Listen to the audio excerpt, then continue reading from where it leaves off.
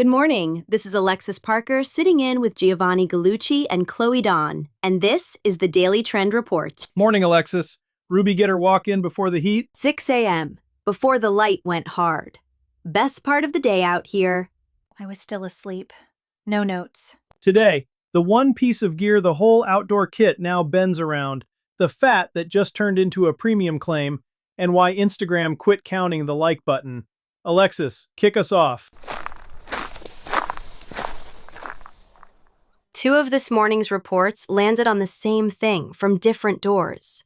The portable power station stopped being an accessory. It's the anchor purchase now. People build the whole rig around it. Define the box for folks who've never bought one. 500 to 1,000 watt-hours. Lithium iron phosphate, about the size of a small cooler. That range is the sweet spot the gear press keeps naming. Phones, the fridge, cameras, the drone, the satellite dish, all of it assumes power now. So it's the thing you buy first, not the thing you bolt on at the end. Right, the kit gets designed around it. And here's where most brands sell it wrong. They lead with the watt-hour number, like the buyer knows what a watt-hour does. Nobody does. I've owned 3 of these and I still couldn't tell you mine in watt hours. I can tell you it runs the fridge 2 nights and charges my phone about 6 times. That's the language people actually buy in. That's the whole fix. Sell the power budget, not the spec. What it runs, for how long. Capability, not the bragging number. And the real fear for a first-timer isn't the price. It's running out of power on night 2 and the whole trip falling apart. That's exactly the anxiety to speak to. Show the math in plain words. This gets 2 people through a long weekend with the fridge running. You just sold the trip, not the box. It photographs well too, which is the second piece. The little glow on the tailgate at night. The cables run clean. The panel out catching sun. That's a content category by itself. It is. Those clips pull views because they look like the trip, not the catalog. The mistake is the standalone product shot on a white background. Dead on arrival. So put it in the morning instead. Coffee's going, somebody's charging a camera off the station, sun coming up over the ridge, the power's in frame doing its job. You never say the word watt. And this is a lane the independents can actually take. The big electronics names own the shelf, but they shoot like an electronics company. A small brand that films one honest weekend beats the glossy render every time. The render looks like an ad. The weekend looks like a person. One more thing the small guys can own. Serviceability. When the big brand's unit dies, the answer is a support ticket.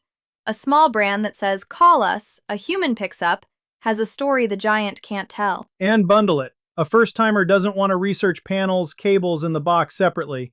Sell the weekend, ship the kit in 1 carton. 1 box, 1 decision, out the door Friday. And it's quiet. The old answer was a gas generator that ran all night and ruined the campsite next to you.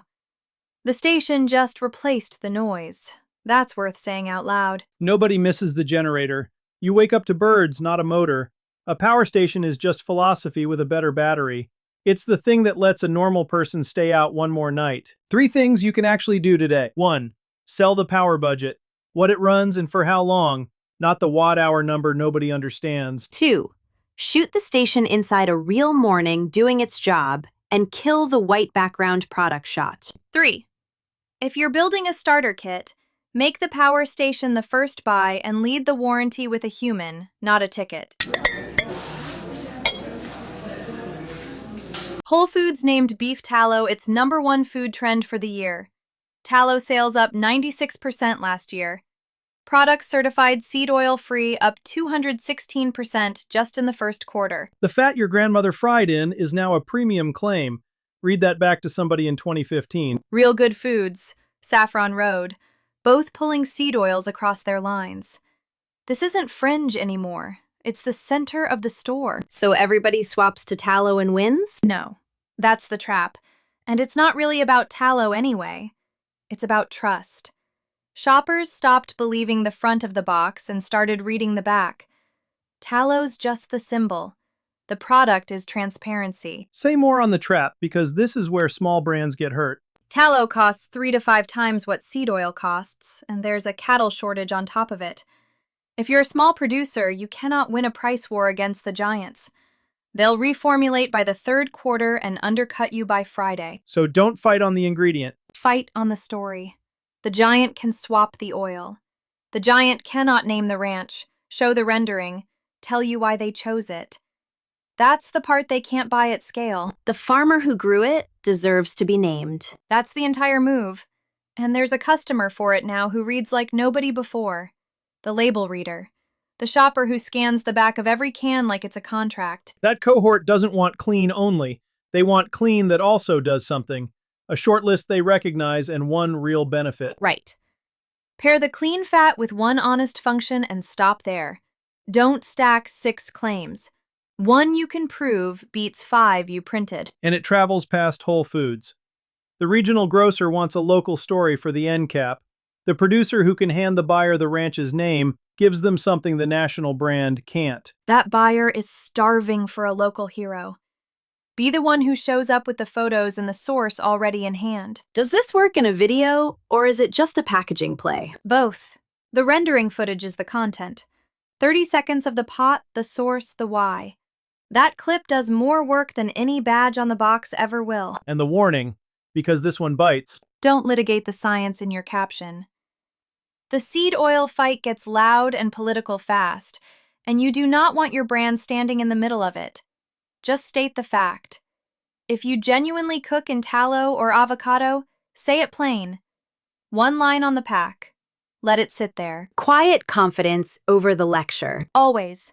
Clean food isn't a trend. It's a return. We used to know how to eat. The brands that treat that like a sticker get undercut. The ones that treat it like a promise get believed. And believed is the one thing the giants can't reformulate. Here's what to actually do with all of that. 1. If you're really seed oil free, put it on the front of the pack. 1 plain line. Don't argue the science. 2. Name your source this week. The ranch, the supplier, the why. Put a face on it. 3. Pair the clean claim with one provable benefit, and never price fight the giants on tallow. They win that by Q3. The provenance story is your moat. Every report this morning circled the same shift.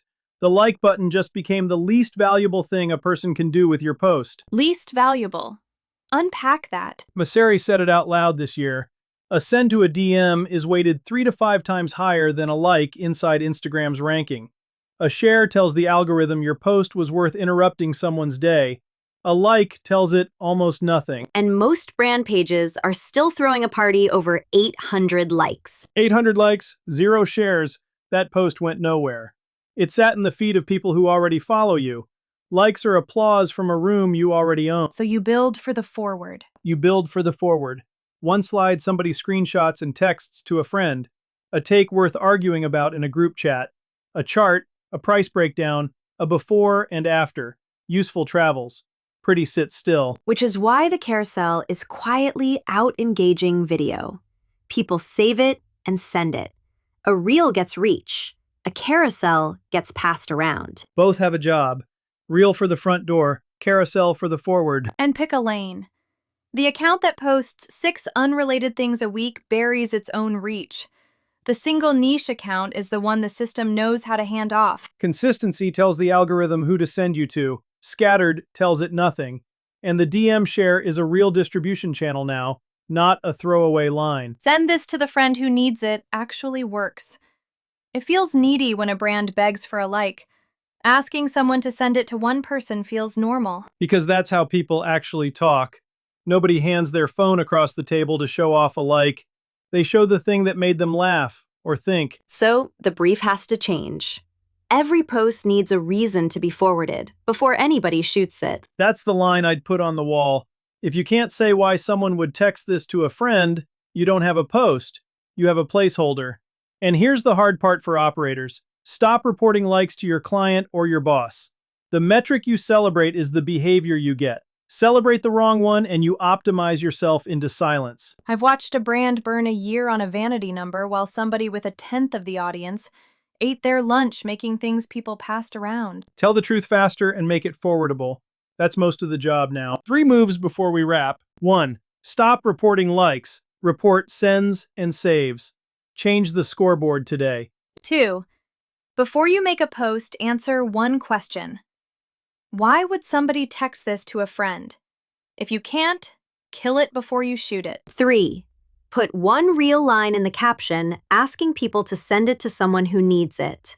DM shares are distribution now. That's the show. If you run social for an outdoor brand, a clean label line, or your own operator name, that's the work I do. GallucciNet builds organic social strategy that's made to forward, not just sit there. Same shop that makes this show. Want a second set of eyes on your feed? Come find me. Gallucci.net or DM at GallucciNet on Instagram or LinkedIn. Go make something worth sending. Talk tomorrow.